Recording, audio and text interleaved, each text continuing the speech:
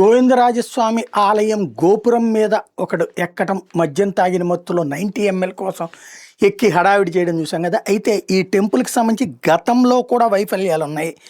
2019 ఫిబ్రవరి 2 అంటే అప్పుడు తెలుగుదేశం ప్రభుత్వమే అధికారంలో ఉంది.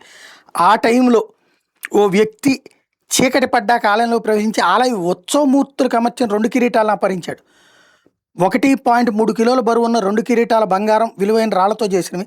కిరీటాలు మాయమైనని ఆలస్యంగా గుర్తించిన ఆలయ సిబ్బంది అపహరణతో అయ్యేటప్పటికే కిరీటాలను చోరీ చేసిన వ్యక్తి తిరుపతి దాటేశాడు. పోలీసులు దర్యాప్తు చేపట్టి నిందితుని మహారాష్ట్రకి చెందిన ఆకాష్ ప్రతాప్ సరోడిగా గుర్తించారు.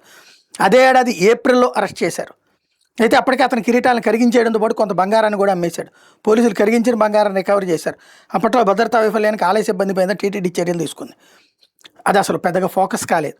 తర్వాత 2021 జగన్ టైంలో నవంబర్ 27 మరో దుండగుడు ఆలయంలోకి చోరీకి విఫలయత్నం చేశాడు. రాత్రివేళ ఆలయంలోకి ప్రవేశించిన నిందితుడు ప్రాంగణంలోని వినాయక మందిరం ధ్వజస్తంభాల వద్ద 2 హుండీలను పగలగొట్టేందుకు ప్రయత్నిస్తే పట్టుకున్నారు. అప్పుడు ఇది ఇప్పుడు జరిగినటువంటి ఇన్సిడెంట్.